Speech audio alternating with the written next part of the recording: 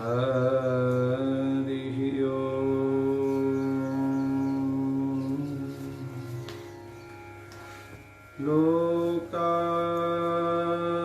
लोकाभिरामं रणरङ्गधीरं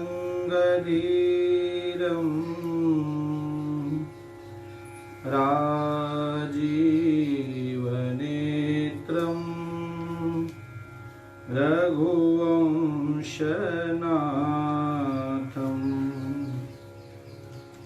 कारुण्यरूपं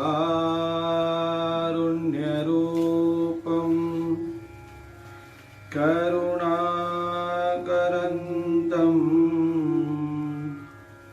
श्रीरामचन्द्रं शरणं प्रपद्ये। मनोजवं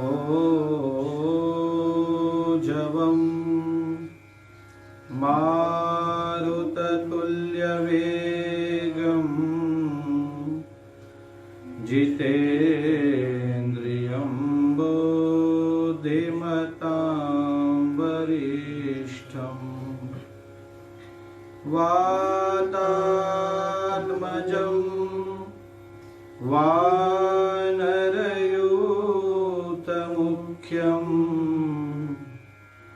श्रीरामदूतं शरणं प्रपद्ये। श्रीराम जय जय राम, श्रीराम जय जय राम। गाओ श्रीराम जय जय राम, श्रीराम जय जय राम।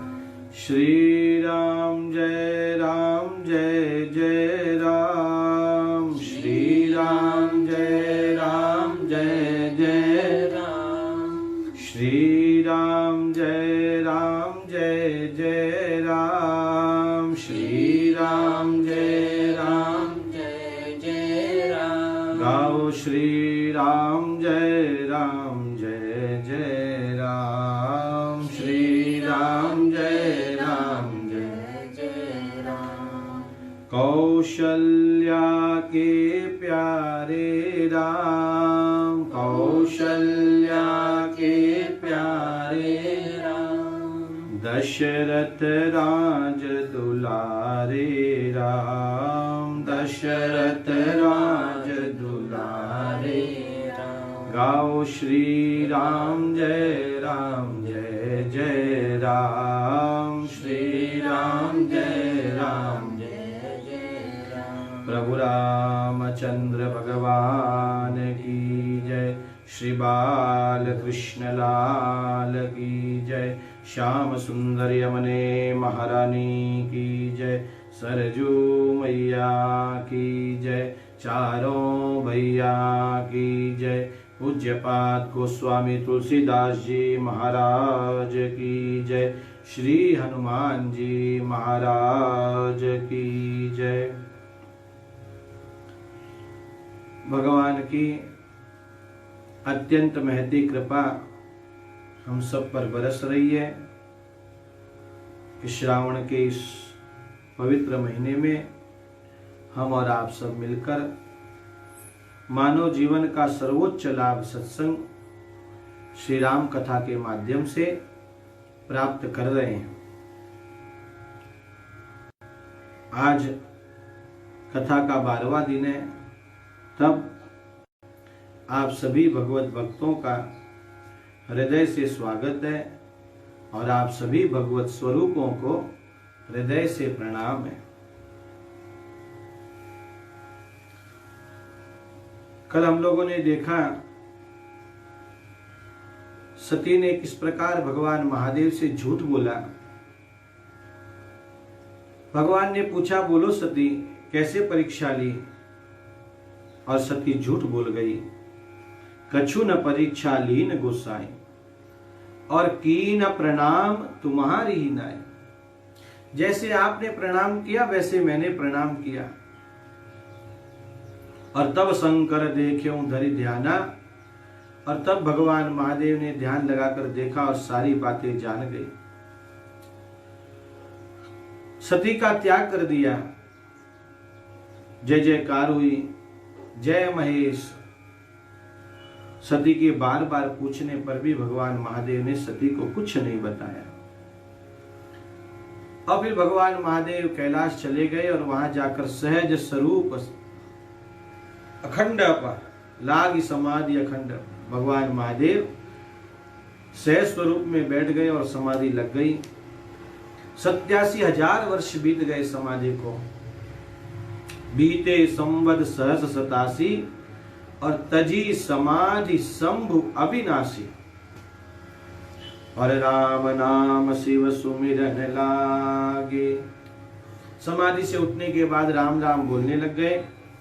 सन्मुख शंकर आसन दीना। सती गई प्रणाम करने के लिए। भगवान महादेव ने सामने आसन दिया सती को। भगवान महादेव सती को सुंदर कथाएं सुना रहे भगवान की। लगे कहन हरि कथा रसाला।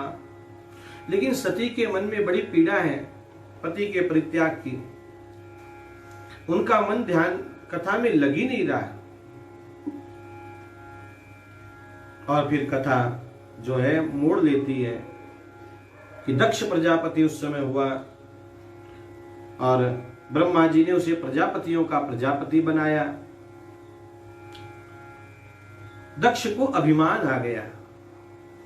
और ये संसार का नियम है, जब जब जीव के पास उसकी पात्रता से ज्यादा आ जाता है तो उसमें अभिमान आ जाता है। आपने ध्यान से सुना ना? अभिमान किसको आता है? पात्रता होने पर जो चीज मिलती है उस व्यक्ति को कभी अभिमान नहीं आता। फिर से सुन लीजिए, आप पात्र हैं और आपको वो वस्तु मिली है तो आपको अभिमान नहीं आएगा। लेकिन पात्रता न होने पर भी यदि वो चीज उससे प्राप्त होती है तो सहज ही अभिमान मनुष्य को आ जाता है। और फिर गोस्वामी जी ने एक सिद्धांत दे दिया, नहीं को वस जन्मा जग माही, प्रभुता पाही जाहि मद नाही। ऐसा कोई नहीं है इस जगत में जिसको प्रभुता पाने के बाद मद नहीं आता। लेकिन जैसे कल कहा, फिर आपके पास सामने एक बार और दोहरा रहे हैं, जिन पर संतों की कृपा है, जिन पर आचार्यों की कृपा है, जिन पर भगवान की कृपा है, ऐसे लोगों के पास कितना भी वैभव आ जाए वो जीवन में कभी गर्व नहीं करते, अभिमानी नहीं बनते, उनको मद नहीं आता। संतों की कृपा से, आचार्यों की कृपा से, चाहे कितने ही नौकर चाकर उनके यहां दौड़ते रहे तो भी वे विनम्र ही रहते हैं। इधर दक्ष ने यज्ञ किया है। अब ये कथा शिव पुराण में और भागवत जी में विस्तार से, यहां तो संक्षेप में ही कहा है। दक्ष ने यज्ञ किया। हुआ ये कि एक बार भगवान महादेव दक्ष प्रजापति बनने के बाद उसने एक सभा बुलाई और ये सभा में विलंब से पहुंचा। अब सब लोग आ गए थे, भगवान महादेव तो समाधि में बैठे थे अपने। दक्ष के आने पर सब लोगों ने खड़े होकर सम्मान किया। दो ही लोग बैठे रहे, एक भगवान महादेव और एक ब्रह्मा जी। ब्रह्मा जी बैठे हैं, इसका दक्ष को दुख नहीं हुआ, लेकिन ये तो मेरा जामाता है, मैंने अपनी बेटी दी है इसको, और ये तो पुत्र के समान है, इसने खड़े होकर मेरा सम्मान करना चाहिए। और ये बैठा ही रह गया। इतने से ही दक्ष को क्रोध आ गया।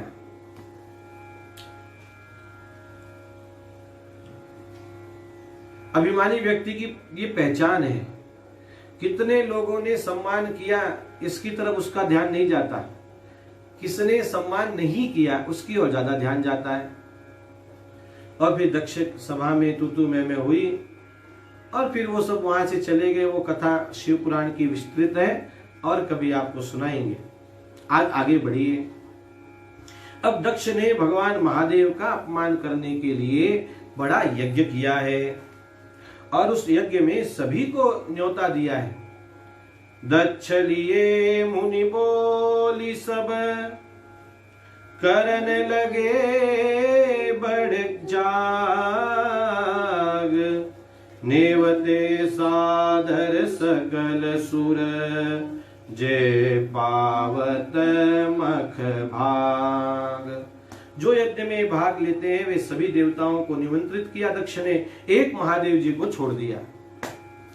किन्नर नाग सिद्ध गंधर्वा, बधुन समेत चले सुर सरवा, विष्णु विरंचि महेशु बिहाई, चले सकल सुर जान चढ़ाई। भगवान महादेव नहीं गए तो ब्रह्मा जी भी नहीं गए और भगवान नारायण भी नहीं गए। इनको छोड़कर सारे देवता अपने अपने यान में बैठकर और चल दिए। सती बिलो के व्योम विमाना, जात चले सुंदर विधि नाना, सुर सुंदरी करई कल गाना, सुनत श्रवण छूटई मुनि ध्याना। और सभी से दक्ष ने कहा, आते समय सभी लोग कैलाश के ऊपर से होकर आइएगा। तो सभी लोग कैलाश के ऊपर से जा रहे हैं। इसी में देवियों का समाज चला है। आपकी भाषा में कहना हो तो महिला मंडल चला है देवियों का, और ये सब गा रहे हैं, नाच रहे हैं और चल जा रहे हैं। सती का ध्यान ऊपर गया और एकाएक उनका भी ध्यान नीचे गया, और देखते ही देखते वो विमान धीरे धीरे धीरे धीरे नीचे उतरा। सती ने उनके सुंदर वस्त्र देखे, उनके गहने देखे। सती समझ गई कहीं न कहीं बड़ा उत्सव हो रहा है। अब कहां हो रहा है हमको ही नहीं पता। ऐसा कैसे हो सकता है?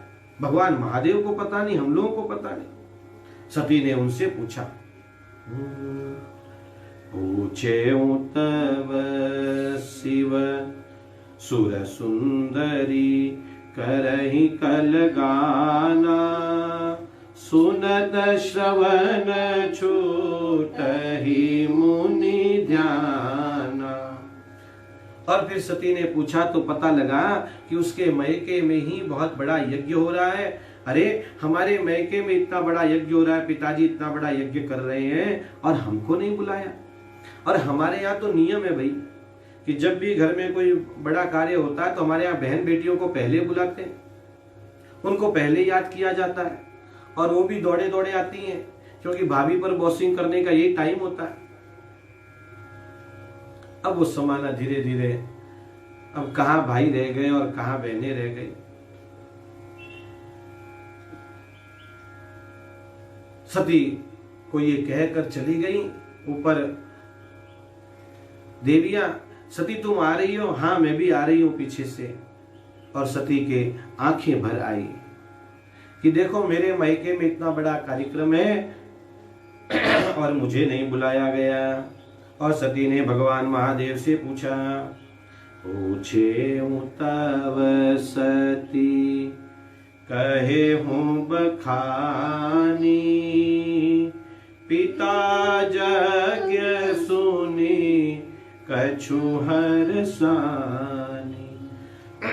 अब सती को लग रहा है कि भगवान महादेव अब आज्ञा करें तो मैं पिताजी के यज्ञ में जाऊंगी।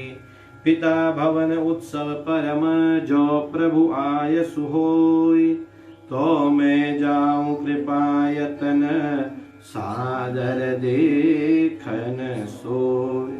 आप आज्ञा करिए तो मैं देखने जाती हूँ, पिताजी के यहाँ इतना बड़ा यज्ञ हो रहा है। भगवान महादेव ने कहा, देखो सती, हमें निमंत्रण नहीं है और बिना निमंत्रण के कहीं जाना नहीं चाहिए।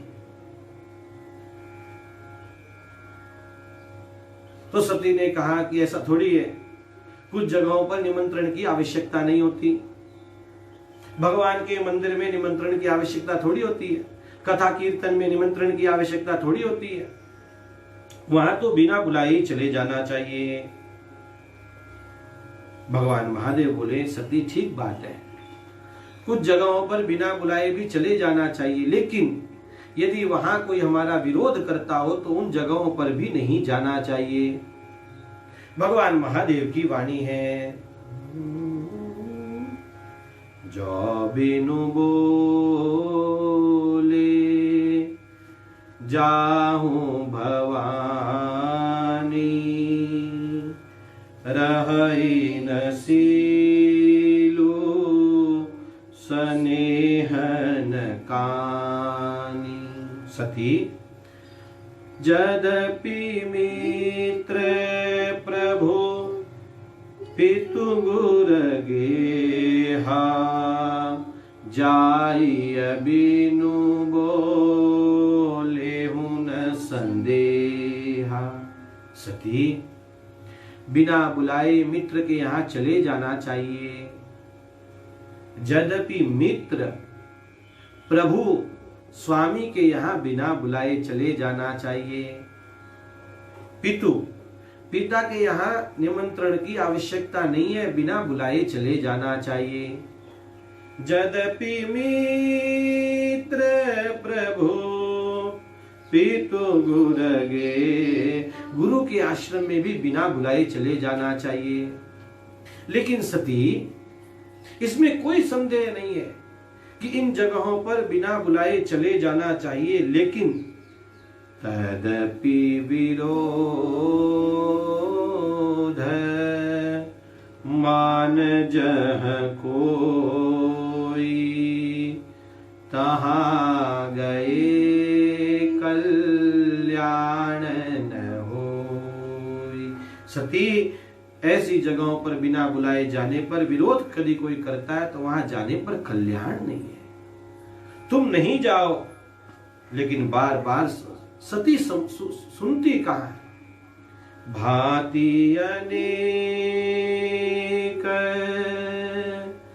शंभो समझावा। बार बार समझाने पर भी सती सुनने को तैयार नहीं है। और फिर कथा कहती है, भगवान महादेव को पता है कि सती जाएगी तो ये लौट कर नहीं आएगी। किसी तरह भारी मन से भगवान महादेव ने कहा, ठीक है, जाना है तो अच्छे से तैयार होके जाओ। और सती चली है पिता के यज्ञ में, दक्ष के यहाँ चली है कलकल क्षेत्र में। मुख्य गणों को भगवान महादेव ने साथ दिया है। कही देखा हर जतन बहु, रही न दक्ष कुमारी, दिए मुख्य गण संग तब, विदा कीन त्रिपुरा। भगवान महादेव ने मुख्य गणों को साथ दिया और सती को विदा किया है। सती चली है, सती के मन में बड़ा आनंद है और आनंद के हलोरे लेते हुए सती जा रही है। बहनों से मिलूंगी, माँ से मिलूंगी, पिता से मिलूंगी, जैसा कि एक सामान्य स्त्री में होता है पियर जाते समय। लेकिन ये सती के सारे सपने सपने ही रह गए। सती जैसे ही कनखल क्षेत्र में पहुंची है, किसी ने भी सती की ओर देखा तक नहीं। और हमारे यहां तो कहा गया, संदर्शनंच, देखना, अपने जनों की ओर देखना, बार बार देखना। मुखम प्रसन्नम विमला च दृष्टि। हाँ, कोई भी सती की ओर देख, मुस्कुराना तो बहुत दूर की बात, कोई सती की ओर देख भी नहीं रहा। आप सोचिए, आप कल्पना करिए कि आप किसी सभा में गए हो और वहां सभी लोग आपके जान पहचान के हैं और कोई भी आपकी ओर देखने को राजी नहीं है, तब कैसी बीतेगी आप सोचिए, कल्पना करके देखिए। पिता भवन जब गई भवानी, दक्ष त्रास काहू न सनमानी। दक्ष ने सबको धमका कर रखा है कि देखो भगवान महादेव तो आएंगे नहीं, सती जरूर आएगी और कोई भी सती का सम्मान नहीं करना, कोई सम्मान नहीं करना। लेकिन मैके में जाए बेटी और कोई भी सम्मान नहीं करे, तो भी एक वहां ऐसा प्राणी है जो बेटी को गले लगाई लेता है, और वो है मां। और हमारे यहां कहा भी गया है, मायका तभी तक है जब तक मां है। मां गई तो भाई लोग प्यार तो करते हैं, प्रेम तो करते हैं, लेकिन फिर वो जुड़ाव नहीं रहता मायके से जो पहले था। सादर भले ही मिली एक माता, और भगिनी मिली बहुत मुस्कुराता। बहनें चिढ़ा रही हैं, व्यंग की दृष्टि से देख रही हैं, ये देखो बिना बुलाए आ गई, हम सबको तो न्योता देकर बुलाया गया, ये बिना बुलाए ही आ गई, देखो। और कैसे हैं वो शमशान में रहने वाले, ऐसे व्यंग कर रही हैं, व्यंग की दृष्टि से देख रही हैं। शिव पुराण में और भागवत जी में इसका चरित्र है।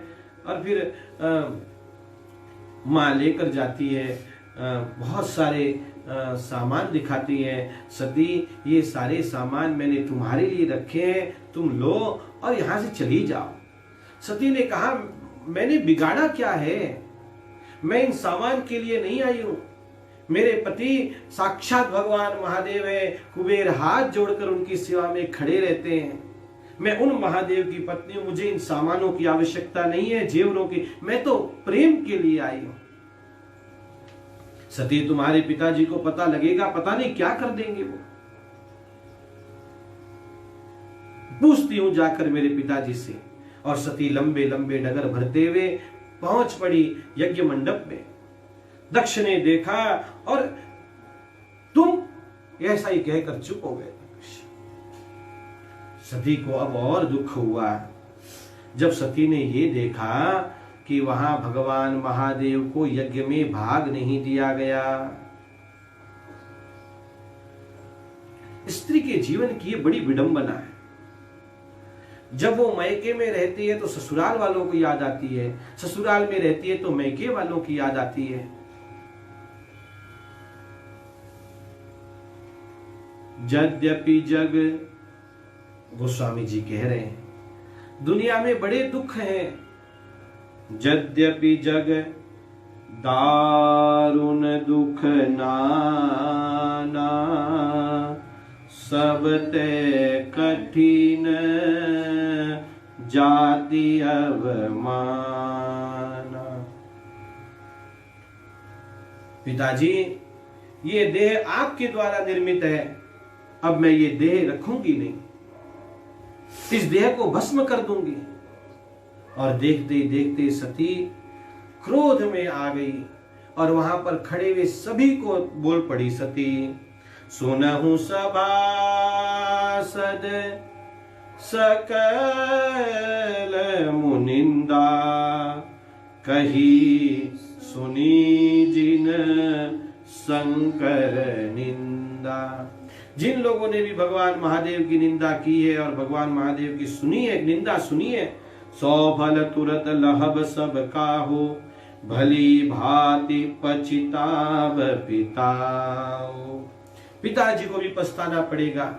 और सती ने, और यहाँ याज्ञवल्क्य जी एक बात कह रहे हैं कि कभी भी अपने कानों से निंदा नहीं सुनो। किस किस की? संत शंभु श्रीपति अपवादा, सुनिय जहां तह असीमर जादा। संतों की कभी निंदा नहीं सुनो, भगवान की कभी निंदा नहीं सुनो। श्रावण का पवित्र महीना चल रहा है, कोई भगवान महादेव की निंदा करे, कान बंद कर लो। यदि आपको यदि सामर्थ्य है तो उसको मुंह तोड़ जवाब दो, आप नहीं दे सकते तो चुपचाप वहां से चले जाओ।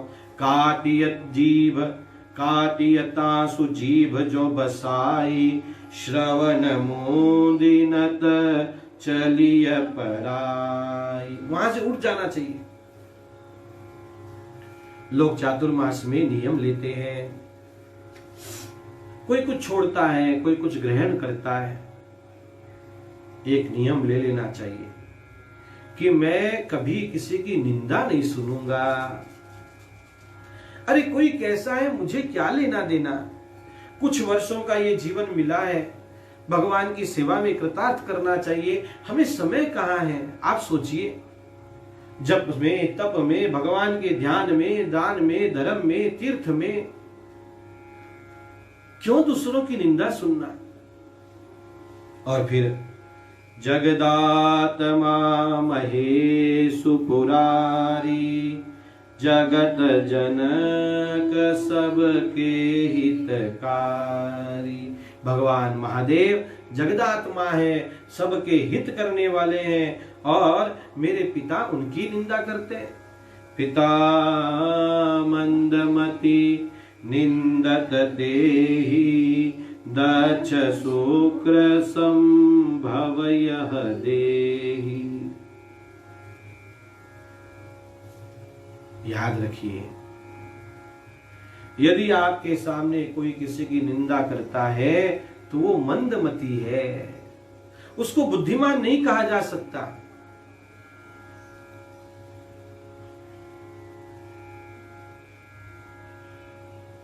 ये बात गांठ बांध लीजिए, गांठ बांध लीजिए।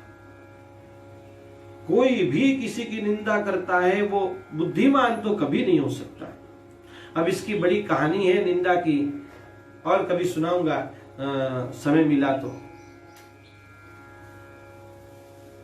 निंदा नहीं करे और नहीं सुने, और भगवान महादेव का ध्यान कर रही है सती कि अब मैं इस शरीर को छोड़ दूंगी, और वहीं बैठ गई। और विरहाग्नि है, तापाग्नि है, और क्रोधाग्नि है, और भीतर से सती योग अग्नि का प्रागट्य करती है।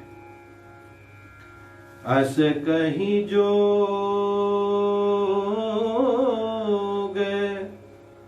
अग्नि तनु जारा, भयहु सकल मख हाहाकारा। यज्ञ में हाहाकार मच गया। भगवान महादेव के गण सती को बचाने के लिए गए, सती ने सब कुछ स्तंभित कर दिया, और देखते ही देखते शरीर जलने लगा।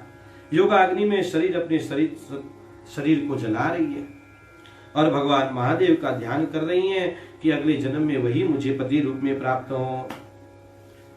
भगवान महादेव को पता चला, और भगवान महादेव ने वीरभद्र को अपनी एक जटा उखाड़ी, फेंकी, और वीरभद्र को प्रकट किया, जाओ उस पापी दक्ष के यज्ञ का विध्वंस करो। और ये चला। और बहुत संक्षेप में गोस्वामी जी कहते हैं, यज्ञ विध्वंस जाइति न कीना, सकल सुरन विधिवत फलु दीना। अब ये कथा मैंने कहा ना, भागवत जी में और शिव पुराण में विस्तार से है, तो और कभी उस विषय पर देखेंगे। यह इतिहास सकल जग जानी, ताते मैं संक्षेप बखानी। ये इतिहास सभी जानते हैं, और इसीलिए मैंने संक्षेप में आपके सामने कहा है। सती मरत हरि सन बरु मांगा, जन्म जन्म शिव पद अनुरागा। मरते समय सती ने कहा, मेरे भगवान महादेव में ही रति हो, और इसीलिए तेहि कारण ही मगिरी गृह जाई, और जनमी पार्वती तनु पाई। हिमालय और मैना देवी के यहाँ पार्वती जी का जन्म हुआ है। बोलिए पार्वती मैया की जय। पर्वत की कन्या है, इसलिए पार्वती कहलाई। जब ते उमा शैल गृह जाई, सकल सिद्धि संपत्ति तह छाई। जिस दिन भगवती का प्रागट्य हुआ है, चारों ओर आनंद का ही आनंद का वातावरण है, सिद्धियां और संपत्तियां बह रही है वहां पे। इस चौपाई का समय समय पर भगवती के सामने पाठ करना चाहिए। जहाँ तहाँ मुनि न सुआश्रम कीन्हे, जहाँ तहाँ मुनि लोग पधारे हैं और हिमालय में आनंद के साथ वहां पर सभी लोग जप तप कर रहे हैं। भगवती का साक्षात प्रागट्य हुआ है वहां पे। सरिता सब पुनीत जलु बहाई, खग मृग मधुप सुखी सब रहाई। वाह, नित नूतन आनंद की लहर है हिमालय के यहाँ पर। और जब घर में देखो, अब पार्वती जी का प्रागट्य हुआ है और पार्वती जी को श्रद्धा कहा गया है, और पार्वती जी अब धीरे धीरे बड़ी हो रही है। जीवन में जब श्रद्धा बढ़ती है तो संतों का आगमन सहज होने लग जाता है। और एक दिन की बात, नारद जी पधारे हैं। श्रीमन नारायण नारायण नारायण, श्रीमन नारायण नारायण नारायण, श्रीमन नारायण नारायण नारायण, श्रीमन नारायण नारायण नारायण, लक्ष्मी नारायण नारायण नारायण, लक्ष्मी नारायण नारायण नारायण, सत्य नारायण नारायण नारायण, सत्य नारायण नारायण नारायण, बदरी नारायण नारायण नारायण, बदरी नारायण नारायण नारायण। नारद समाचार सब पाए, कौतुक ही गिरी गेह सिधाय। नारद जी का आगमन हुआ है। अब देखो, कोई महात्मा घर पे आए तो क्या करना चाहिए? शैल राज बड़े आदर की ना, पहले तो बड़ा आदर करना चाहिए। हाँ, और एक बात ध्यान रखिए, जीवन में जब श्रद्धा बढ़ती है तो अपने आप संतों का आगमन हमारे घर में होता ही होता है। शैल राज बड़े आदर की ना, और क्या किया? पद पखारी बर आसनु दी। कोई महात्मा हमारे यहाँ पधारे तो पहले उनके चरणों को धोना चाहिए, द्वार पर ही चरणों को धोना चाहिए, और फिर अंदर सुंदर आसन पर उनको बैठाना। ये बात हम लोगों ने भरद्वाज जी के प्रसंग में भी देखी थी। और फिर सुंदर आसन पर बैठाया, और फिर क्या करना चाहिए? नारी सहित मुनि पद सिरुनावा,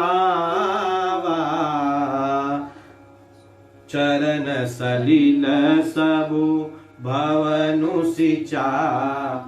फिर अकेले प्रणाम नहीं करना चाहिए, जोड़ी से प्रणाम करना चाहिए।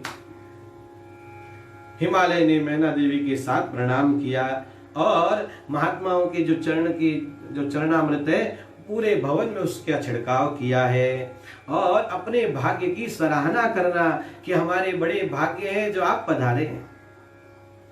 आज हमारे भाग्यों का उदय हुआ है। देखो, बिना भाग्य के उदय के संतों का आगमन घर में नहीं होता है। निज सौभाग्य बहुत गिरि बरना, और फिर सुता बोली मेली मुनि चरना, और फिर पार्वती को बुलाया, बेटी प्रणाम करो। आज बड़ा विचित्र माहौल है देश में, बड़ा विचित्र माहौल है, और गांवों में तो कम है, शहरों में ज्यादा है।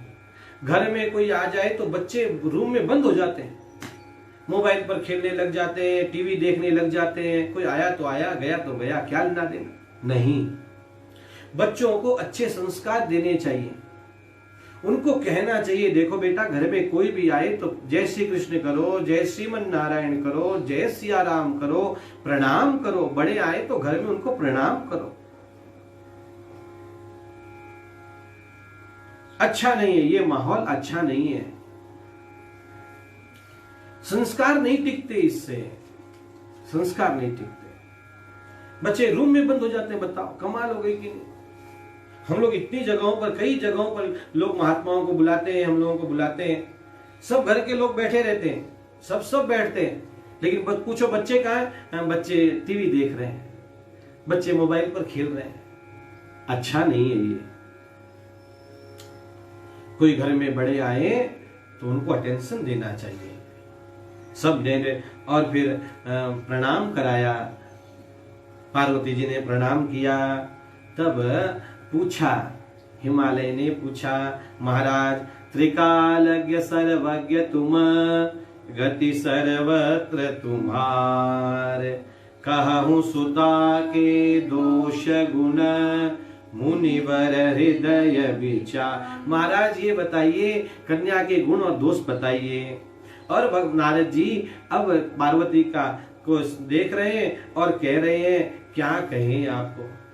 कह मुनि भी हंसी गूढ़ मृदु बानी, सुता तुम्हारी सकल गुण खानी। अरे क्या कहे, आपकी कन्या तो सकल गुणों की खान है। और सुंदर सहज सुशील सयानी, नाम उमा अंबिका भवानी। ये सुंदर सहज होगी, सुशील होगी, सयानी है, और इसके कई नाम होंगे और है अभी उमा, अंबिका, भवानी। इन नामों से ये जानी जाएगी। सब लक्षण संपन्न कुमारी, होई संतत पियहि पियारी। अरे क्या कहें, ये तो अपने पति की प्रिया होगी। हाँ भाई, सदा अचल एहि कर अहिवाता, एहि तेजसु पेहई पितु माता, होई पूज्य सकल जग माही, सेवत कछु दुर्लभ नाही, एहि कर नाम सुमिरी संसारा, प्रिय चढ़ियहि पतिव्रत असीधा। अरे पतिव्रताएं इनके नाम का उपवास करेंगी, लोग इनकी आराधना करके सारे सुखों का आनंद लेंगे, सब कुछ प्राप्त होगा, दुर्लभ से दुर्लभ वस्तु इनकी आराधना से मिल जाएगी। सब लक्षण तुम्हारी कुमारी है, लेकिन एक ही बात गड़बड़ है। बोले क्या? बोले इसको पति कैसा मिलेगा महाराज, ये बताओ। तब भगवान नारद जी बोल पड़े, अगुण अमान मातु पितु हीना, उदासीन सब संशय छीन। अगुण होंगे वो। अगुण माने गुण पहुंच ही नहीं सकते। हाँ, सारे गुणों से ऊपर, इसका मतलब अगुण ये है। लेकिन इन लोगों ने अलग अर्थ लगाया। अगुण माने कोई गुण नहीं जिसमें। अगुण अमान, मान रहित होंगे, मातु पितु हीना। आज के यदि संबंध करने जाओ और सामने वाले से कह दो कि लड़का एक ही लड़का है और अलग रहता है, हाँ शहर में ही रहता है, माता पिता गांव में रहते, लोग तुरंत लड़की देने को राजी हो जाते हैं। अच्छा फिर ठीक है, लेकिन पहले ऐसा नहीं था। पहले तो पूरा परिवार देखते थे, भरा पूरा परिवार है कि नहीं। इनके माता पिता नहीं होंगे। और भगवान महादेव की कौन माता पिता? और आपने सुना है ना कि जब भगवान महादेव का ब्याह होने लगा तो पंडित जी ने कहा बोलो अपना नाम बोलो। तब भगवान महादेव ने कहा शिव महादेव। पिताजी का नाम बोलो। अब पिताजी कहां से लावे? पिताजी कहां से लावे? चलो कोई बात नहीं, ब्रह्मा जी का नाम ले लिया, ब्रह्मा जी। तो बोले दादाजी का नाम बोलो। अब दादा कहाँ से लावे, पिता ही नहीं तो दादा कहाँ पे। तो बोला चलो जान दो, भगवान नारायण, विष्णु जी के नाभि से ब्रह्मा हुए, ब्रह्मा की भ्रुकुटी से शिव हुए, तो बोला चलो नारायण, मेरे जो दादा है नारायण है। अच्छा पंडित जी थोड़ी मानने वाले, पंडित जी बोले परदादा का नाम बोलो। तब भगवान महादेव बोले देखो मैं शिव, मेरे पिता ब्रह्मा, मेरे दादा विष्णु और उनका परदादा मैं, करो पूजा। तो ऐसी बात है। तो माता पिता नहीं है इनको, तो उदासीन रहते हैं और एक दोहे में कह रहे हैं, जोगी जटिल काम मन सम नगन अमंगल वेश, अस स्वामी यही कह मिलही, परिहस्त असिरे की। मैं हाथ, भगवान महादेव की ये बात कि ऐसा पति मिलेगा, नारद जी हाथ की रेखाएं देखकर बोल रहे हैं। बहुत से लोग जो है इन सबको मानते नहीं, रेखाओं को मानते नहीं। सोशल मीडिया में आपने सुना होगा कि जिनके हाथ नहीं होते उनके भी तो भाग्य चलते ही हैं। ये सब बेकार की बातें हैं। मूल में सामुद्रिक शास्त्र है और है।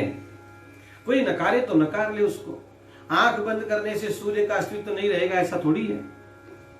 इसको पति तो ऐसा ही। हमारे यहाँ पहले लोग कान, आंख, नाक, कान, हाथ की अंगुलियां देखकर बोल देते थे कि ये बच्चा आगे चलकर क्या बनेगा। सोचो आप, अरे उनके चलने पर बोल देते थे। बच्चा जब चलने लग जाता था ना, तो घर के बड़े बूढ़े देखते थे और कहते थे ये तो व्यापारी बनेगा, ये तो बड़ा बुद्धिमान बनेगा, ये तो बुद्धू बनेगा। उनके चलने पर बोल देते थे। बताओ वो पांव कैसे रख रहा है। तो ये सब सामुद्रिक शास्त्र है। धीरे धीरे काल के गाल में लोग भूलते जा रहे हैं। अब क्या करें। हिमवंत ने कहा कि कुछ तो करिए महाराज। कहा मुनि सहिमवंत सुनो, जो विधि लिखा लीलार, देव दनुज नर नाग मुनि, को न मेटन हा। कोई मिटा नहीं सकता है, लिखा हुआ कोई मिटा नहीं सकता। हम लोग कभी कभी विनोद में एक बात कहते हैं कि यहाँ जो है सब पुरुष हैं, देव दनुज नर नाग, लेकिन देवियां भाग्य बदल सकती हैं। हाँ, इसीलिए तो हमारे यहाँ नहीं कहते कि जब लड़का बड़ा हो गया और कुछ काम नाम नहीं करता था तो लोग कहते शादी कर दो सब हो जाएगा, वो आएगी सब हो जाएगा।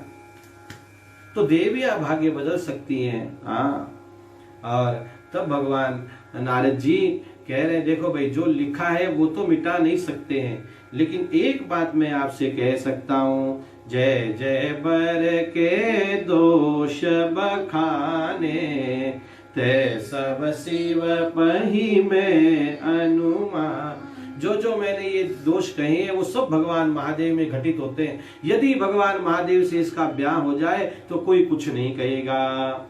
जो विवाहु शंकर सन होई, दोषहु गुण सब कह सबको। देखो बड़े आदमियों के पास, बड़े लोगों के पास दोष भी जाकर गुण हो जाते हैं। गली मोहल्ले में कोई गाली देगा तो लोग कहते हैं देखो गाली देता है? और वही सेठ जी गाली देवे तो आहा कितने अच्छे लगते हैं, सेठ जी गाली देते हैं, सेठ जी गाली देते हैं, सुबह सुबह गुस्सा करते हैं। मैंने स्वयं अपने जीवन में एक अनुभव देख रखा है। नांदेड़ के पास कहीं हम लोग गए थे और बहुत बड़े सेठ, बहुत बड़े स्कूल है उनकी, बहुत बड़ा कारोबार, लेकिन सुबह सुबह अपने कर्मचारियों पर गालियों की बौछार करते हुए हमने देखा है। और कर्मचारी भी कहते हैं हमारे सेठ जी बड़े अच्छे, कितनी मीठी गाली देते हैं। लो है? सोचो आप, गरीब आदमी यदि सोने का भी कंठा पहन लेगा तो लोग कहते हैं पीतल पहन के चमका रहा है, देखो सोना दिखा रहा है। और कोई बड़ा सेठ आदमी की लुगाई पीतल का भी चैन कंठा पहन के जाएगी तो लोग बोलेंगे सोने का है भाई, कितना प्यारा है भाई। हाँ भाई, दोष। गरीब आदमी चना खाएगा तो लोग कहेंगे देखो खाने के लाले पड़े हैं, चने खा रहे हैं, और वही सेठ आदमी चने खाएगा तो बोले सेठ जी डाइटिंग कर रहे हैं। सब बदल जाता है, हाँ सब बदल जाता है। और कह रहे हैं, उदाहरण दे रहे हैं, जो अहि सेज शयन हरि करही, बुध कछुति न कर दोषन धर। अब बताओ, सर्प पर सोना कोई अच्छी बात है क्या? लेकिन भगवान नारायण तो भुजग शयनम पर ही है, उसी पर सोते। कोई दोष देता है क्या भगवान नारायण को? भानु कृशानु सर्वरस खाही, तिन कहु मंद कहत को ना। सूर्य भगवान को देखिए, रोज सुबह उठकर लोग सूर्य अर्घ देते हैं, सूर्य नमस्कार करते हैं। वही सूर्य नारायण अच्छा बुरा सब सोच लेते हैं, लेकिन कोई दोष देता है सूर्य भगवान को? अच्छा, एक उदाहरण और दे रहे हैं। सूर्य शुभ अरु अशुभ सलील सब बहही, सुर सरी को अपुनीत न कह। आप देखो, अब तो गंगा जी बहुत शुद्ध हो गई है लॉकडाउन की वजह से, नहीं तो कितने बड़े बड़े पैकेज आए थे और कितने सारे नाले जा रहे हैं गंगा जी में। तब भी कोई गंगा जी को कहता है क्या अपवित्र हो गई? ऐसा कोई कहता है क्या? कोई नहीं कहता। सब कहते हैं बड़ी पवित्र है, और सब नहाते हैं उसमें। और एक सिद्धांत दे दिया, और ये मानस की चौपाई प्राय प्राय सबको याद है। समरथ कहूं नहीं दोष गोसाई,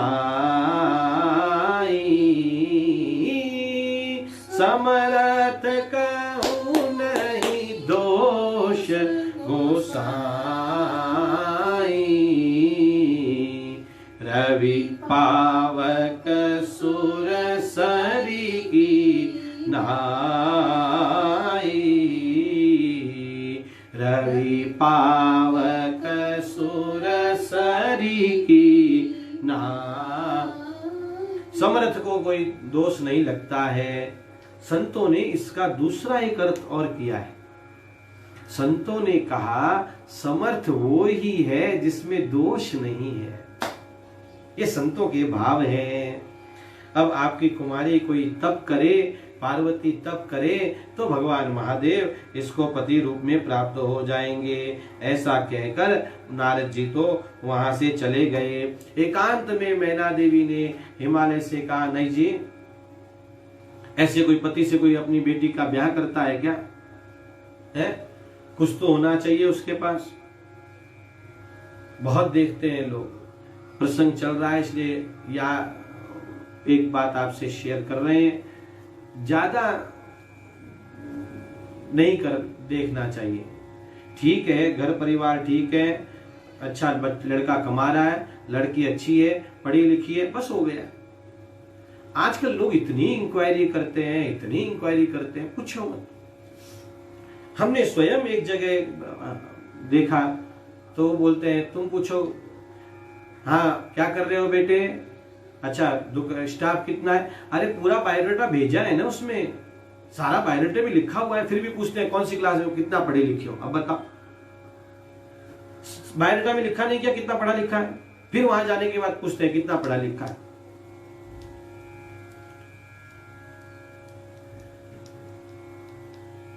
मैना देवी कह रही है, मैं तो नहीं करूंगी। आहा, नत कन्या बरु रहूं कुमारी, मेरी कन्या कुंवारी रह जाएगी तो चलेगी, लेकिन मैं इसका ब्याह किसी ऐसे अरे गहरे से नहीं करूंगी। आपको जो करना है कर लो। कन्या वरते रूपम, हाँ, विवाह में कन्या क्या देखती है? सामने वाले पति में कन्या क्या देखना चाहती है? वो रूपवान कितना है। कन्या वरते रूपम माता वित्तम, माँ देखती है पैसा कितना है सामने वाले के पास, मेरी बेटी सुखी तो रहेगी वहां पर। कन्या वरते रूपम माता वित्तम पिता श्रुतम, पिताजी देखते हैं पढ़ा लिखा तो है, पिताजी पैसा नहीं देखते ज्यादा, पढ़ा लिखा है तो पैसा तो कमा लेगा। बांधवा कुलमिच्छन्ति, भाई बंधु देखते हैं कौन से कुल का है।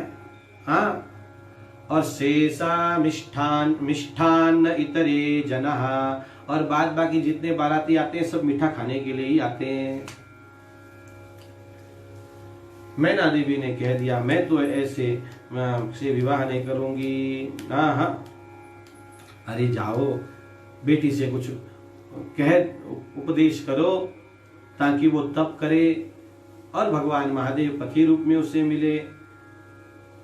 ये बातें कर ही रहे थे कि भोर हुई है और उसी समय पार्वती जी वहां पर आई हैं और पार्वती जी ने कहा है, सुनहि मातु मैं दीख यस सपन सुनावहु तो ही सुंदर गौर सुविप्रवर अस उपदेश हो मोय।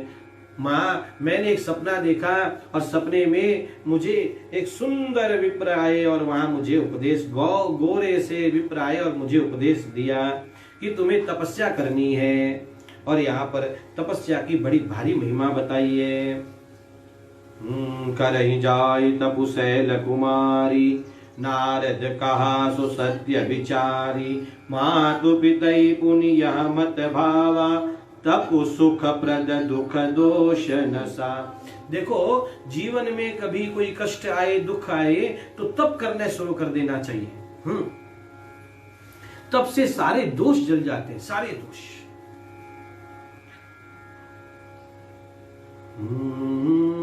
तप बल रचई प्रपंचो विधाता, तप बल विष्णु सकल जगत्राता, तप बल शंभु करहि संघारा, तप बल से सुधरहि मही भारा, तप आधार सब सृष्टि भवानी, करहि जाई तपु अस जिय।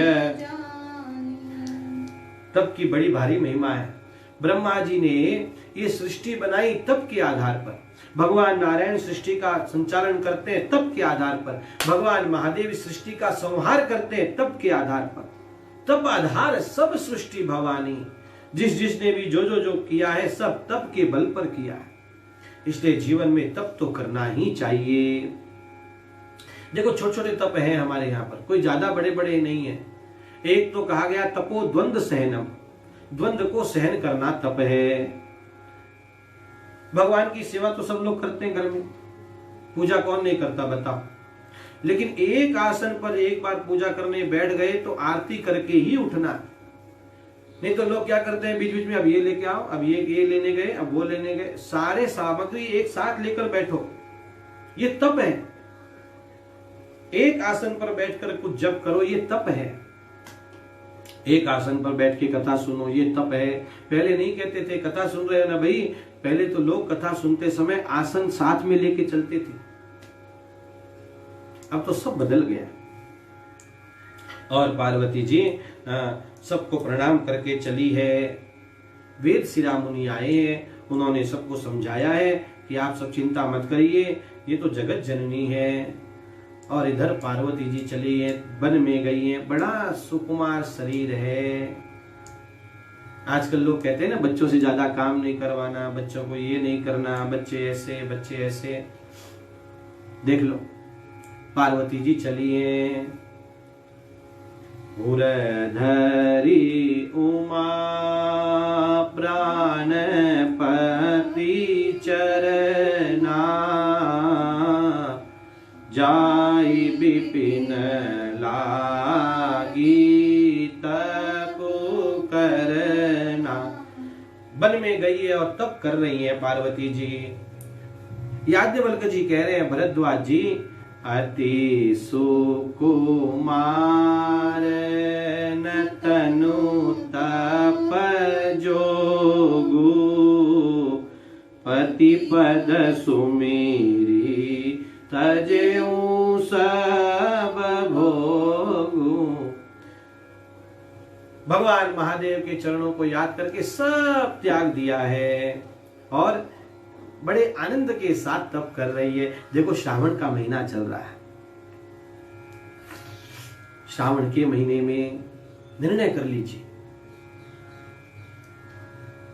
भगवान महादेव का। अब हम लोग शिव पुराण पढ़ रहे हैं, देखो तो शिव पुराण में जप की बड़ी महिमा आ रही है। आज 12 दिन हो गए और 17-18 दिन बचे हैं, तो निर्णय कर लो कि कम से कम 5 लाख भगवान महादेव के नाम का जप करके रहेंगे। उठते बैठते चलते फिरते नमः शिवाय नमः शिवाय नमः शिवाय नमः शिवाय नमः शिवाय। कुछ बैठ के करो, कुछ चल के करो, कुछ सोए सोए में करो, कर लो नमः शिवाय नमः शिवाय नमः शिवाय नमः शिवाय नमः। आजकल तो वो भी आती है, मशीन भी आती है। हाँ, लोग मशीन पर तो बैठ के जब करो तब माला से करो और चलते फिरते उस मशीन पे करो नमः शिवाय नमः शिवाय नमः शिवाय नमः शिवाय नमः शिवाय नमः शिवाय नमः शिवाय नमः। सब बातें बाजू में रख दो, सब छोड़ दो। नमः शिवाय नमः शिवाय नमः शिवाय नमः शिवाय नमः शिवाय नमः शिवाय नमः शिवाय नमः शिवाय नमः। 5 लाख कर लो, अथवा जितना होता है उतना कर लो। तब करने लग गई हैं। नित नव चरण उपज अनुरागा, बिसरी देह तपहि मनु लागा। देह का भान छूट गया, पूरा मन तप में लग गया। आहा, हम लोग एक एकादशी का व्रत करते हैं, कल एकादशी थी, एक एकादशी का व्रत करते हैं और दिन भर में कितनी बार याद करते हैं। सोचो आप कितनी बार याद करते हैं।